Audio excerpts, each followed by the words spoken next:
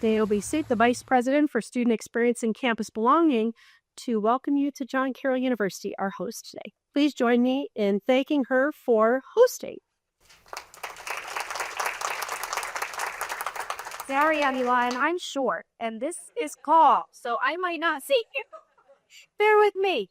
Well, it really isn't about me. It is about several people in this room who are the reason why we are having this wonderful event here at John Carroll University.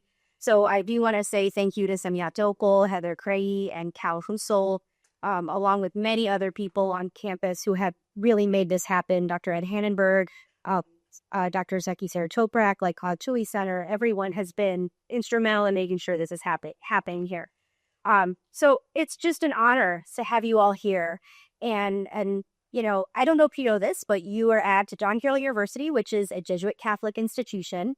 And for us, we talk a lot about forming graduates who are intellectually curious, morally courageous, and committed to the common good. Our Catholic identity reminds us that faith and reason belong together, and that dialogue across difference is not optional, it's actually essential, and that justice is something we practice in community, not just discuss in theory. That's why we felt this conference was so in line with who we were as an institution, and that we welcome the opportunity to host. I love the theme, too. Strengthening democracy isn't just about policy or debates or platforms or civic structures. It's really at its core just about people. It's about whether we're willing to listen deeply, to engage courageously, and to build bridges where maybe other people just see division.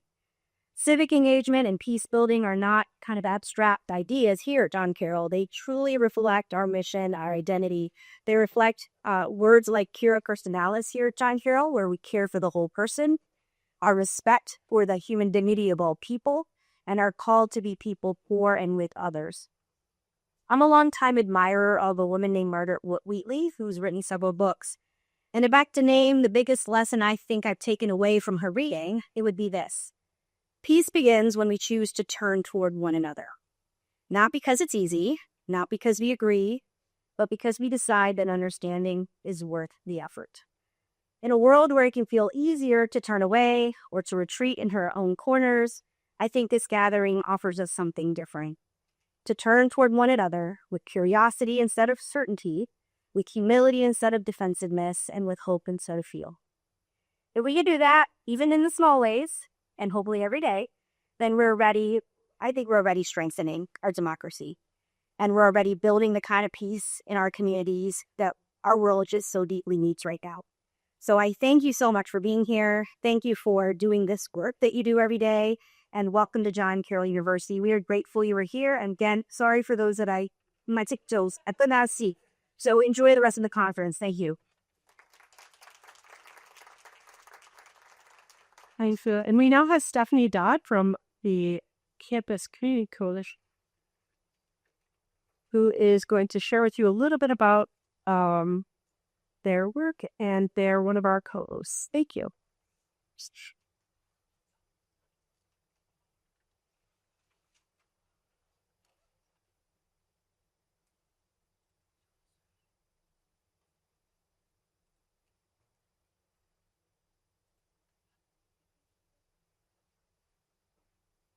Good morning, everyone. My name is Stephanie Dodd, and I am the Executive Director of Community Campus Coalition. We are a 501c3 nonprofit here in Ohio. Our mission is to support the civic purposes of higher education. We go back to that. Oh. The slide up there has a QR code that takes you to our website so that you can learn more. But anyway, we were formed in the early 90s. Thank you.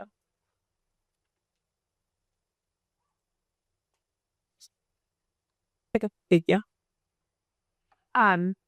We were formed in the early 90s. We're a membership-based organization. Our members are college and university presidents in their campuses, as I mentioned, helping to support the civic purposes of higher education.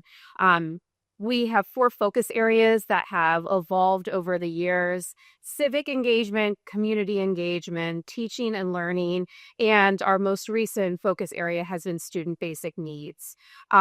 we're so excited to help support events like the Ohio Peace and Conflict Studies Network Conference. We appreciate all of the co-hosts and sponsors of today's event. We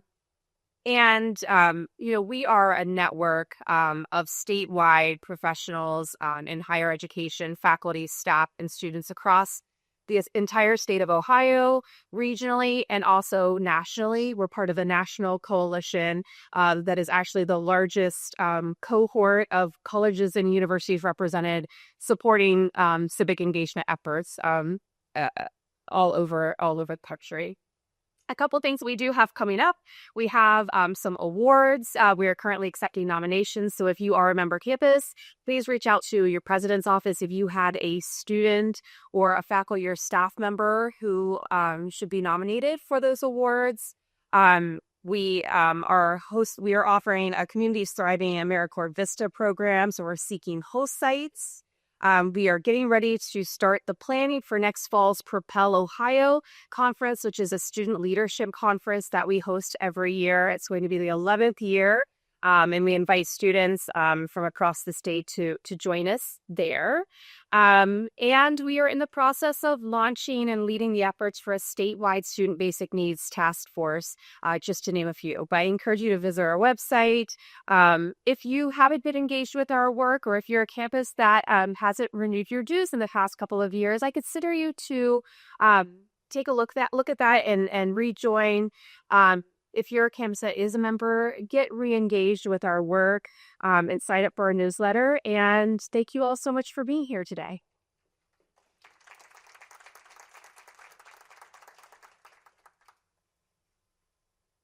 So now we have our panel, and we're going to switch the slides here for that. But I asked 3 of our colleges and universities here in the state of Ohio to give us an overview, both at the national level, the state level, and more of the local level, what's happening on a college campus around democracy and peace building. So our first speaker is going to actually be Carl Smallwood from Ohio State University's Barrett's College of Law. In addition to that, he is with the Divided Communities Project. Do you have the slide? So we'll go ahead and we'll get that up on the screen here. I encourage you, while that's getting loaded here, to take a look at the Divided Communities Project's work. Carl Smallwood has some great resources along with his colleague, Bill Froelich, if you haven't met Bill. And they also do some great simulations and trainings and have wonderful resources for important things that are impacting our campuses even more in the last year or so. So I'll go ahead and I'll turn it over to Bill. Carl. I'm sorry, Carl. Yeah. Of Clarendon. Good morning. That's true. She probably sees Bill. Everybody sees Bill more than they see me. My name's Carl Smallwood. I'm the executive director of the Divided Community Project, which is at the Moritz College of Law of the Ohio State University campus. The Divided Community Project exists to help community leaders face division, religious, immigration status, political polarization, racial division, you name it.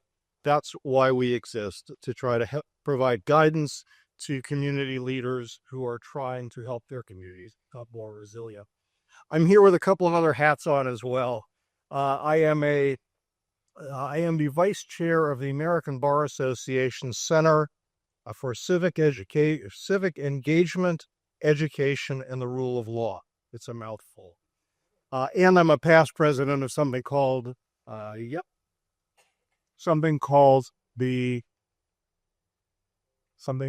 want to plug in my laptop? I'll be PowerPoint first. Is there a PC user here? Open PowerPoint. I'm trying to open the USB here. Like that is what I downloaded from email, but tap opening. And then open that. This is on the. So, okay. I'm sorry. I think I was saying I'm a past president and after competent bar presidents. When we get to my slideshows, I want to begin this conversation by talking a little bit about context. No, sorry.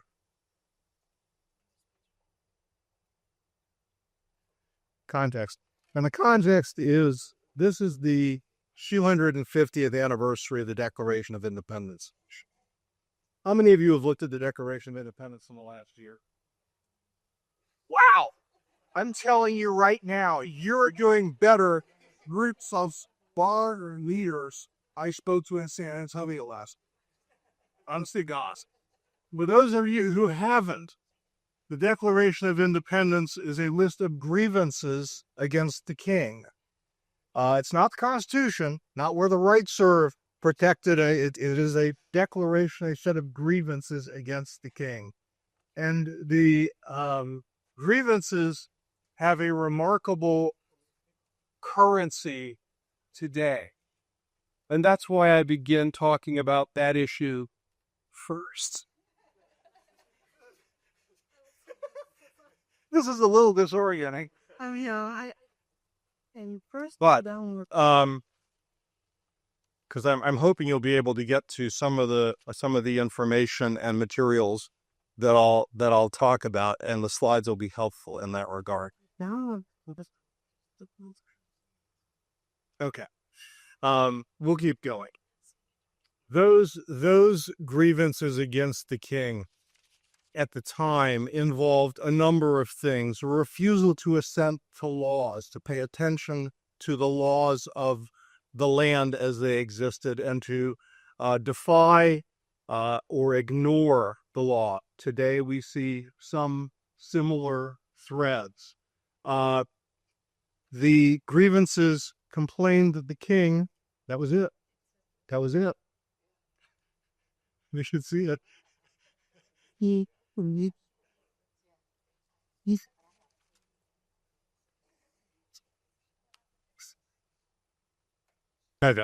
All right. I got. Hey, all right. First thing, that QR code will get you to any of our materials.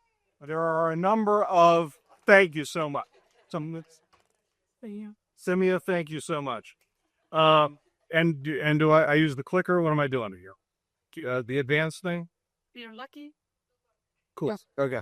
All right. That QR code will get you to any of the materials that we have for community leaders. And I'm going to give you another QR code at the end that will get you directly to this speaking out guide that deals with ideas, illustrations for leaders who are trying to speak to issues to strengthen the guardrails of democracy. We'll come back to that in a second. Let's talk about civic engagement in a democracy, because it's critically important. And there are a number of definitions to civic engagement. You probably will hear 3 today. But I want to talk about the active participation of individuals and communities in a democratic life to strengthen the institutions and the communities and the practices of democracy. It always involves action. Democracy is a team sport, and it requires action, voting, deliberation, advocacy, organizing, public service. Those things enable people to hold power accountable. Those things permit us to shape public decision and to advance the common good. And so, but the reason I raise this is that American democracy is somewhat imperiled. And I think you know that. And let's be clear, let's not get this twisted. I'm not talking about something that has happened for the last 13 months. I'm talking about something that has been developing for years. For years. To the point now that less than a third of millennials consider it essential to live in a democracy because the democracy isn't serving them. And the democracy is perceived as being weaker now than it was 5 years ago or 10 years ago, because we have ceased to engage in some ways in protecting democracy. I want to talk to you just very briefly about a couple of topics: voting, volunteering, advocacy, social action, public dialogue, and community problem solving. Because civic engagement will strengthen our democracy. And when we talk about voting, there are organizations here, like the League of Women Voters of Greater Cleveland, I mentioned I'm supposed to take a national perspective. So there are organizations and institutions nationally that are protecting election rights and voting. And the League of Women Voters is just one of those. But you got them here today, so you can talk to them. You can join them in their quest to protect and expand voting rights to make sure that everybody who is eligible gets the right to vote and to not restrict eligibility in some artificial fashion.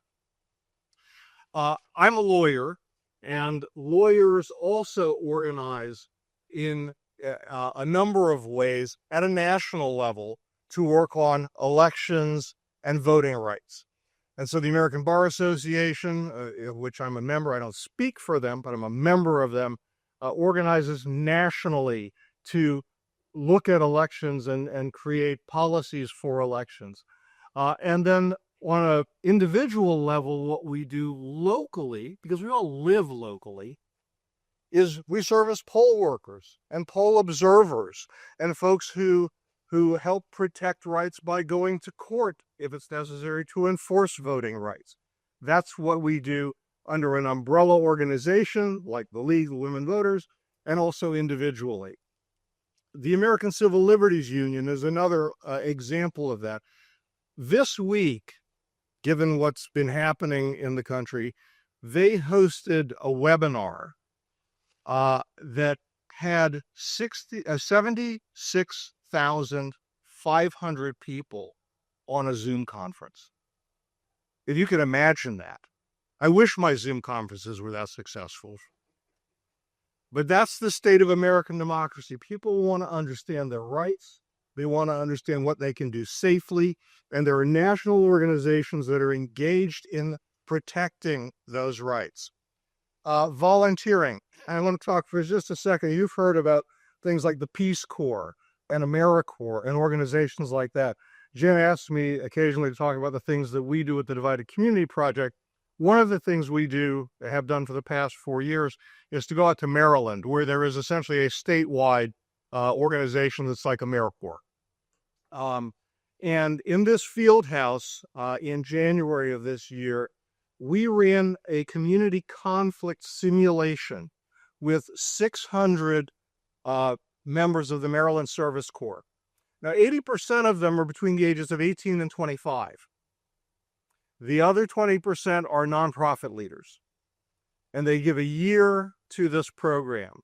And the community conflict simulation basically means that at a table like your table here, each person plays a role in their community. One's the mayor, one's the police chief, one is the neighborhood engagement person.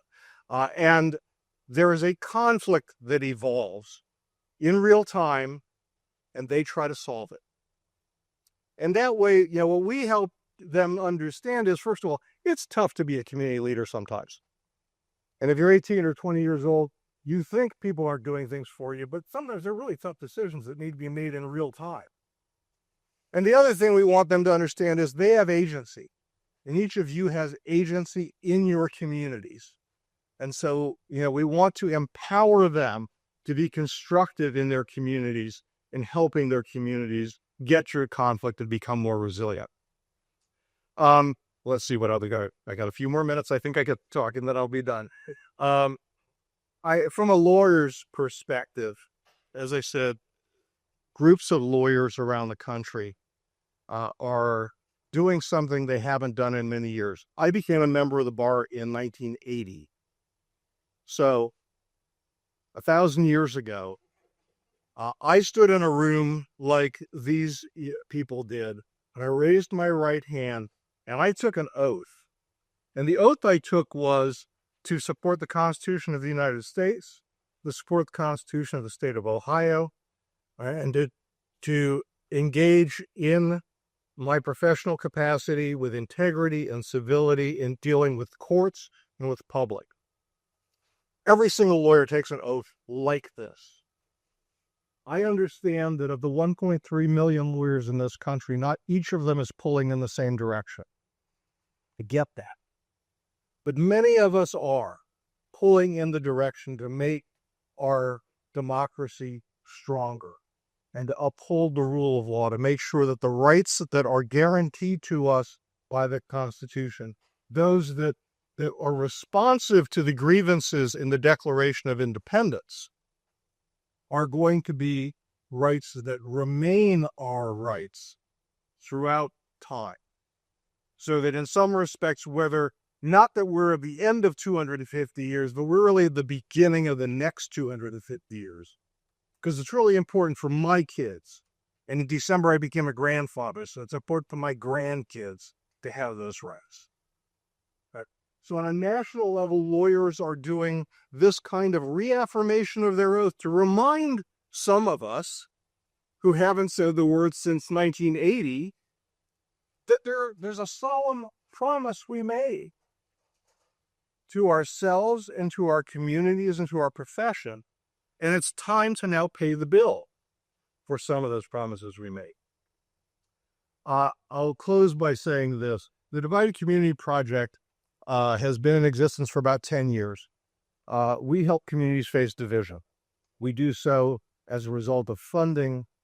We do so at no cost to the communities that ask for our assistance, when we do so upon request. In 1964, the Civil Rights Act created the Community Relations Service of the Department of Justice. For 60 years, they've been known as America's peacemakers. This is a picture of them in 2024. As of about 2 weeks ago, there was one employee left as a result of the actions of the administration to reduce that capacity nationally to assist communities. Some have been called back, but it's not clear what they're going to be doing. These are people who parachuted into Selma, Alabama in the 60s, and Montgomery, into Ferguson, Missouri, and Sanford, Florida, and Minneapolis, Minnesota. And their capacity has been substantially reduced. It is critically important that we engage with each other locally, where you live. Some of you will then, become part of the Cleveland League or the National League of Women Voters. That's wonderful. I was asked to talk about national stuff, so I am. But it is critically important that you become engaged. And I can't wait to become engaged with you. I'm thrilled that you are here, and I appreciate the opportunity to talk to you. I apologize for their difficulty at the beginning. So as Ashley joined, Gets you to the democracy. so Ashley Nichols is from Kent State University School of Peace and Conflict Studies, and she'll be talking a little bit about at the national level and also a little bit about what Kent State University is doing. And then we will hear from John Carroll University. Pull that out. I think it's not, the flash dress isn't working, so that's where everything was moved to, but this is the challenge. So in addition to that, once the panelists are done, you'll see in the center of your table, I'll go ahead and share this with you, some little Post-its of different colors. We're going to ask that if you have questions, we're going to take questions at the end of the panel. So if you'd like to go ahead and write your questions, any that you have there, and then Heather will be coming by. Heather's raising her hand back there for the Center for Service Learning here at John Carroll University, and she'll be collecting those, and then we'll ask those at the end from the panelists.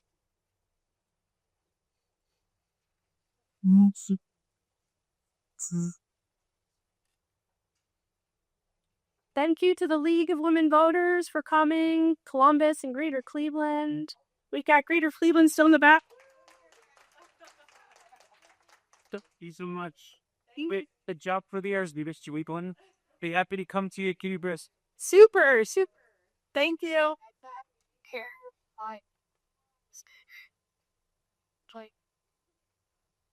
All right. So this was built in PowerPoint and it's been transformed into Google Slides. So we shall see if all of my formatting exists in the same way. So I'm Ashley Nichols. I'm an associate professor in the School of Peace and Conflict Studies at Kent State University. I'm also the PI of the Democracy Lab. And that part of that will be a part of my conversation, because one of the reasons I was invited to talk today is because for 5 years I ran a program called the Growing Democracy Project out of Kent State University. And I want to acknowledge that in this moment, while my affiliations with the institution are listed here, I'm here presenting today as an individual based on my own understanding of things and my own expertise, and not speaking on behalf of Kent State University or any other entity affiliated with that institution. And so because one of the things that will come out of this is that part of the program that I ran, the Growing Democracy Project, ended in 2024 as a result of Ohio state politics. And so I'll talk a little bit about the kind of this bridging of what we were attempting to do, and how that has now come under some of my other responsibilities in ways that I engage outside of the institution and within the institution. Because when we're doing this work and we're doing this and engaging in these types of conversations, we are actively doing civic engagement. We are actively doing democracy, and democracy is messy and makes people uncomfortable. And so sometimes that discomfort can lead to all sorts of different manifestations, right? So I want to start by defining concepts for you in the way that I use them. And I think Jen asked us to do this. And so thank you to Jen. Thank you to the conference committee for putting this together. And I appreciate this request, because one of the things I've realized over the years and the decades that I've been doing this work is that we don't all define these concepts the same way. What's amazing is that I've had the opportunity to sit on some Zoom calls with these individuals, and we have really great synergies, I think, in terms of overlaps of how we define concepts. But for me, civic engagement is individual and collective, right? So it's actions that people take to shape the lives of their communities. So this might be political, and it might be hyper-focused on local community. I see them as interrelated.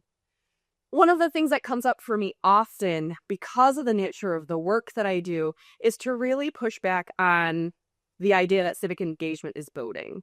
And so I'm not here to say that civic engagement is, not voting, but rather to say there is so much more in the ways that we engage in our, in the civic landscapes of our community, of our state, of our nation, of our world, that go far beyond the actions of turning out to vote. So for me, it's public deliberation, dialogue, as well as things like protest, advocacy, community organizing, all of these different ways that we individually engage and collectively engage in our society, aimed at shaping that society in the ways that we want to see. The additional component that I'll add here is that I am really compelled by the work of the equity-centered civic engagement work. I've been really influenced by Ohio State's work on this, and have used this in a lot of my own work, because the question is often who's participating, whose voice counts, and whose doesn't. So when we add an equity lens to this question, it asks us to understand what we determine legible by the state as, actually, participation, versus all those other manifestations and those ways of engaging that sometimes get rendered external, right? That's just rabble rousers, right? we don't count them. And so for me, adding in the complexity of and the question of whose voice matters, who's invited to the table, who's demanding a seat at the table, who's building a completely new table, are all part of the question. Democracy for me is how power is shared, exercised, and experienced in communities. So much like Carl, democracy is action. It is active, it's deliberative and participatory and engaged. I come out of political science. So in many spaces in political science, democracy is a form of government, right? And so we have popular sovereignty as identified as including people can vote. We have rule of law, right? We have these credentials that we can go down. for me, and I think really emphasizing what Carl said, is that it is active in order to sustain those things, in order to ensure that we have access to the ballot, to ensure that our voice matters in elections, or that rule of law is sustained and we have accountability of our governing institutions, then it has to be active, right? And we practice that through civic engagement. I'm particularly interested in local democracy. So the state and local component for me is where our lives happen, right? It's where people are most impacted by and can often most directly participate in or are excluded from governing decisions, right? The decisions that are going to impact our lives. Because I'm in the School of Peace and Conflict Studies, I do a lot of work around thinking about how civic engagement connects through democracy to questions of peace. I use the language of positive peace. So positive peace, I'll reject the negative. Oh, not that negative peace is bad, right? We don't want violence, right? But I also am really compelled by the ideas of positive peace in where one of my colleagues just walked in. The presence of attitudes, institutions, and structures that sustained just in equitable societies, right? That we all can live our full humanity, that we can be in these spaces together, right? So it can include things like a well-functioning government, equitable distribution of resources, acceptance of rights of the others, free flow of information, human capital, low levels of corruption, right? All sorts of different dimensions that we can think about that really anchor our ability to foster positive peace. So the project that I worked on for 5 years and is still maybe one of my favorite things that I've ever done professionally was the Great Democracy Project. I'll talk a little bit more about it, but one of the things that we emphasized was that we wanted to bring democracy closer. Much to the way that the national surveys suggest that millennials aren't completely convinced that we should have a democracy. We're also seeing this in real time at my own institution where young people are saying, I'm not certain that I should have the right to vote. Because maybe that should go back to the age of 21 because I don't know what's going on. Who am I to say anything or shape what this is, what decisions are being made or who's making the decisions, right? So there is this space of talking to people about what does democracy mean to them in their own lives, in their own experiences, and that layer that on top of all of the different pieces that help people make sense of it. What does it mean to what does the state legislature do, right? What does a mayor do?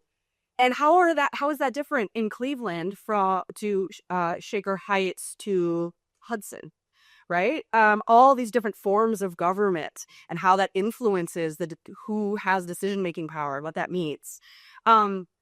What does it mean to advocate, for example, I'm totally going to pick on you, Liz, but for Moms Demand Action in Rocky River versus the March for Our Lives in Shaker Heights, right? These really different spaces, although I don't know, subjectively, but I guess they're nothing. Anybody else would be like, they're not very different. But what does that mean? So one of the things that we anchored our work in was this idea of how do we take people from the individual actions that they're used to thinking about, right? The voting, the letter writing, the op-ed writing, to then asking them, well, what are collective actions? How do we do this in communities? How do we do this through the League of Women Voters? How do we join our local chapter or create a local space? On campus, we'll talk with students, for example, around what does it mean to have a student organization and do this work together and build your voice collectively. Then leverage that even further and say, okay, so now that you're working as a group, how do you actually do power building? How do you recognize your own power, the collective power of your community, and in relationship to what I'll refer to as some of the elite level of power, those that have documented decision-making authority to do things? How can you shape that? How do you shape that through nonviolent action? How do you shape that through negotiation? How do you shape that through different forms of dialogue? With the kind of goal of getting people to think about, are you looking for policy change? How do you hold government accountable? What level of government? And really focusing on this idea of equitable democracy. So a couple of, I just momentarily mention, and because I like to also bring in survey data, though this is dated. It's from 2018. There's optimism, and I'd like to go back and kind of recheck this, but there is some optimism around the local level, right? So if people are pessimistic about national level politics and national level democracy, there is still kind of this hope that what we can do is at the local level, that we can work collectively at the local level to create the spaces, the communities that we want to see. So the last kind of thing that I'll mention as I wrap up my talk is I use this often, is this idea that local spaces, local democracy allows us to think about everything from potholes to police, right? We get really frustrated here in Northeast Ohio with the amount of potholes. I think my car could fall into them, right? And this is often local level stuff. Often state and local governments making decisions around whose streets are going to get paved and when they're going to respond and how they're going to plow and what type of salt or non-salt they're going to use to do this, right? All sorts of decisions. And so asking people, like, what's the most frustrating thing that you experience today? It's amazing how often it's parking or potholes. But all the way to police. What role are the police playing in my lives, right? Am I afraid of them? Are they there for my safety? And how do we pull this apart in terms of different ways of understanding? And so the state and local offers us this space to ask really hard questions about the role of different government entities. So, as I mentioned, civic engagement and democracy, when I engage, especially with students, but people in the community as well, most of the time jump right to voting and voting in national elections, right? Or it's advocacy around a national issue that they're very passionate about. But the local level matters, right? It's experienced locally. So we often are thinking about how do we connect people to that local information. So a couple of the things that we've done or did and continue to do in different iterations now that it's just a lab under my name and not an institution under the school's name is podcasts. We did 82 podcasts with state elected officials, with mayors, asking them, like, what is it that you do? Just demystifying kind of the job. The mundane parts of some of this work, but also the really exciting parts of this work. We did an interview with the mayor during COVID. Like, how did you pivot? How are you kind of managing crisis response? We did interviews with statewide organizers, right? So like Ohio redistricting, talking with people about how they were trying to navigate all of the work at the Ohio level around redistricting, having conversations and workshops with our students and our community members around kind of drawing their own maps. Like, if you could, what would that look like? But also with local organizers. We did interviews with people from Cleveland who were working on participatory budgeting and the people's budget in Cleveland. And what did that mean? How did they go about doing that? We did another interview with another organizer in Cleveland, and this was during COVID, who said we went back to really old school tips and tactics for organizing when COVID hit, because we had to think completely differently, right, about the work. Nonprofit leaders on navigating local and state policy, hyper-local practitioners on neighborhood-based, like block clubs, right? How am I doing community-based work so that neighbors understand neighbors and see them as people? Not as someone who owns the house, the property that will impact my property, but as humans that are living in a space proximate to me, right? You don't have to be friends, but how do we understand each other as fully human? We did workshops on sharing tools for individual and collective action, everything from op-ed writing and using FOIA as a tactic to gain information and hold different decision-making bodies accountable, to, facilitating difficult conversations, organizing for collective change. We did within group dialogues on really difficult topics. So one of my co-facilitators is actually in the back, around race and democracy, as well as decolonizing democracy, right? How do we understand these relationships? And I'll end just by saying all of this work that we had built and invested in was ended, talking as individual reminder, as a result of SB1, right? Because we were using language like equity-focused democracy. We were asking questions around anti-Black and anti-Asian racism in democracy. And so, we have shifted how we do this work, but those are the realities that we are experiencing at the state and local level in terms of navigating the complexities of doing this work, and continuing to do this work. So recognizing that I'm ending a little bit on a sad note, I will be passing it off, but we will be continuing to facilitate these conversations as we move forward during the day, around the impacts of SB1, as well as how we define and implement civic engagement. So thank you so much.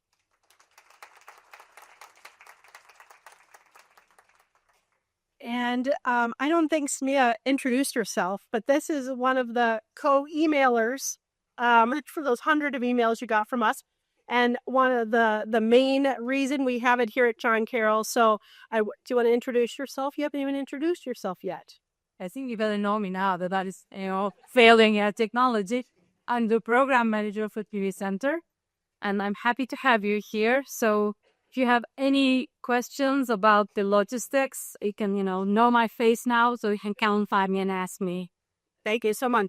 So we're turning it over now to Dr. John Crowley-Buck, who's going to share a little bit about some of the good work that they're doing here at John Carroll University through their Rupe Social Justice Scholars Program. Yeah, thank you so much. Excellent. Thank you. Thanks, everybody. I also want to just start off by offering my gratitude and say thank you to everybody who made this day possible. Jen and Samiha, Heather and Naomi and Cal, I saw coming here somewhere. I know, or maybe he's gone back. Oh, no, there's Cal.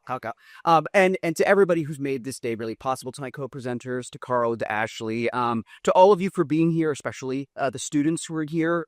Really happy to have you as part of this conversation. And I want to begin by sharing, as Carl and Ashley did, sort of my working understanding of democracy, right, for the purposes of our conversation today. And as I think about it, and as we discussed, there are some kind of standard approaches when we think about democracy, right? Democracy is, say, a model of social organization, or democracy as a political structure. There's also the phenomenon of democratization, right? The ways in which we move towards, or perhaps away from, situations of democracy, however defined. And given the theme of today's conference on strengthening democracy through civic engagement and peace building, my role on this panel focuses on the hyper-local level. So we've gone from national, state to local to here at John Carroll University. And I have to admit, Naomi stole a little bit of my thunder to talk about this space in particular as one that is Jesuit and Catholic. And so I want to offer an approach to understanding democracy that reflects the vision and values of John Carroll University as a Jesuit and Catholic institution of higher education, and share some examples with you of the work being done on and around campus by students in my program, the Aruba Social Justice Scholars, but other organizations and programs on campus as well. So when I think of democracy, it is not, for myself, first and foremost, a political system or a social organization, but rather democracy as a worldview. This means that democracy is not only a method of interpretation, a hermeneutics, if you will, of the world, but it is at the same time a responsibility to embody that which one wishes to see in the world. Democracy is orientating as much as it is guiding, right? It is a method as much as it is an ethic. Oh, way back. So there we go. As much as it is an ethic. Democracy as worldview invites participation, care, and commitment. You're going to hear action as a real theme, participation as a real theme here, right? It invites participation, care, and commitment, and orients, again, agents towards justice, responsibility, and the always ongoing work of, in the words of St. Ignatius of Loyola, your first introduction to our Jesuitness, bringing about the more universal good. My reference here to St. Ignatius is not accidental, nor is it simply a shout out to our Jesuit history and heritage. In understanding democracy as a hermeneutic, as a worldview that is both an orientation and an ethic, I want to suggest that it can also be understood as a form of, let's say, secular spirituality, right? One that can dialogue with, and I think in insightful ways, the spirituality that animates Jesuits and their universities. So, here we go. Ignatian spirituality. For those who might not be familiar, this is a particular form of spirituality developed by St. Ignatius of Loyola in the 16th century, and most closely associated with the religious order he founded, the Society of Jesus, otherwise known as the Jesuits.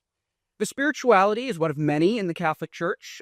Each tradition possesses its own nuances and textures, but Ignatian spirituality adopts a standpoint which I want to suggest helps us approach democracy and democratizing processes in a unique way. And to that end, I want to identify 3 elements of Ignatian spirituality which I think can perhaps serve us as in our conversations today. First, that Ignatian spirituality possesses an understanding of the divine as present and laboring in all things. Second, that Ignatian spirituality provides a practice for engagement and evaluation. And finally, Ignatian spirituality provides a commitment to forming persons to be, and I'll explain, contemplatives in action. So first, Ignatian spirituality emphasizes an understanding of the divine as present and laboring in all things. This is not a theology where God the watchmaker crafted a well-oiled machine eons ago, set it in motion, and moved on to the next thing on the divine to-do list. Nor is this a theology where we are stuck in a kind of terrestrial waiting room, simply waiting out the clock until our number to the afterlife is called and we can move on to our real destination. Editions of the original Beetlejuice is just sitting as the number in the afterlife, right? No, Ignatian spirituality insists on an understanding of the divine as both active and present in the world that the divine continues to create. Creation is not an event from the past, but a process of the here and now. Creation is still ongoing. The divine, according to Ignatian spirituality, still cares and still creates, and in doing so invites creation, us, to co-labor with her in bringing about the world as she would have it be.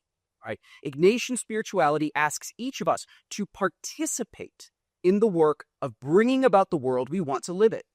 And in this, it dialogues with the work of democratization, in the active participation in the processes that foster a vision of the world as we would have it be. Right? Our work, our action, our activity is required. We must be engaged. The second aspect of Ignatian spirituality I want to share adopts a method for engagement and evaluation known as discernment. If you've ever been on a Jesuit campus before, you've heard this word ad infinitum, right? St. Ignatius of Loyola, when developing his spiritual practice, drew on his own experience of careful and prayerful deliberation between those things in his life that brought him closer to God and those things that moved him away from God. This might appear at first glance to be a pretty easy choice, but Ignatius knew that the movements of the spirit, the movements of the heart, are not always clear and straightforward. What appears to us as good at point A might turn out to be something entirely different when we get to point B. Discernment then becomes the tool that Ignatius offers for approaching the deliberative work of uncovering the divine in the world. Discernment helps us navigate between actions, operations, organizations, and institutions that work to bring about a more universal good that is life-affirming, rather than sliding into the traps laid by alternative worldviews, right? That might present themselves as appealing at first glance. They might offer us a veneer of legitimacy. They might even succeed in small short-term victories. When these factors coalesce around a worldview,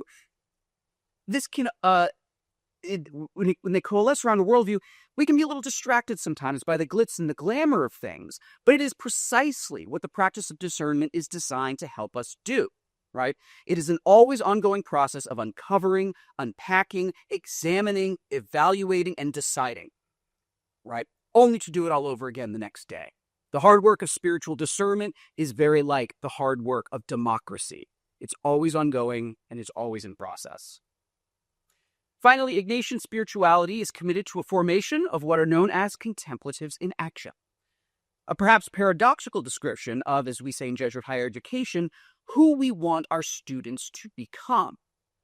When he began organizing his religious order in the 16th century, St. Ignatius looked to the dominant orders of his time as models. What he found, broadly speaking, were two models of religious life, the monastic and the mendicant. The monastic, think here, monks in a monastery, nuns in an abbey, were renowned for their deep learning and scholarship, while the mendicant traditions, think priests and nuns working in hospitals and out in the world, were known for their works of mercy and active presence among the people they lived with. Ignatius wanted the best of both worlds. Good Catholic. Right. So he took the commitment to the contemplative life, characteristic of the monastic tradition, and combined it with the in-the-world service of the mendicant tradition. Thus, the Jesuits and those who emerged from Jesuit institutions were marked by both a commitment to deep learning and a responsibility for being active agents in the world. To be a contemplative in action is to be an informed, educated, and magnanimous agent for change. Jesuit schools at all levels should, first and foremost, not be graduating really smart people. I mean, that's important. We all want to do that. Rather, the most important thing a Jesuit school can do is to graduate good people, good citizens, right? Who understand their role in a pluralistic world as one of collaboration, care, and responsibility. They are agents for and with others, committed to the work of social justice and bringing about the more universal good. So now that we have a sense of Ignatian spirituality and some of the touch points at which it connects to democracy and democratization, how it can co-labor in the work of strengthening democracy, I want to share two examples of this co-laboring in action from right here at John Carroll. The students at JCU participate in the spiritual life of our community in many ways, both direct and indirect.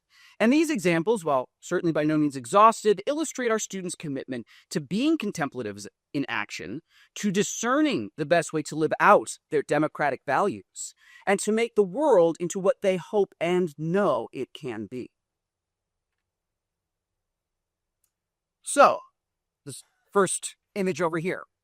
Every spring, faculty, staff, and students from John Carroll partner with Jesuit Refugee Services, an organization within the Jesuit network that focuses on supporting immigrants, migrants, and refugee communities.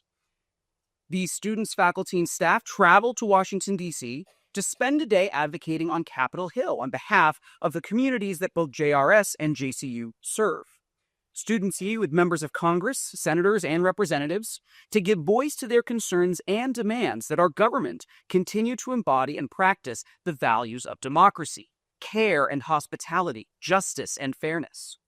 They share personal stories with elected officials, speaking for and with those who, for any number of reasons, are not always able to speak for themselves. They also share policy positions that they would like to see officials adopt and changes they would like to see them enact. Showing up to advocate with elected officials shores up the structures of democracy by reminding leaders that they are answerable to their constituents. This trip also serves an important function, very much like Ashley said, of demystification, right? The very important function of breaking down some of the barriers that we perceive when it comes to the federal government, right? Rather than seeing DC as out there and other, right? This experience exposes students to the work of being a responsible citizen in a democracy. Sometimes voting is not enough. Citizens need to make themselves heard and known. And this experience continues to serve as an opportunity for and example of how collaboration, discernment, and action can affect change in the local community and beyond. Our second example, the other image here,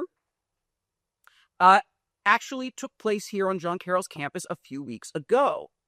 Whereas the JRS-JCU collaboration serves as an example of how to strengthen a democracy from the inside through civic engagement, there are still times when the values and commitments of democracy must be recalled and rearticulated from the outside through civil resistance. Now, we have all witnessed the events that have transpired over the past few weeks in Minnesota. The violence brought about by the surge of federal troops, in particular from Immigration and Customs Enforcement, better known as ICE, has left many concerned that civic engagement alone is not enough to effectively sustain democracy in our current national moment. The limits of working within the system have been exposed.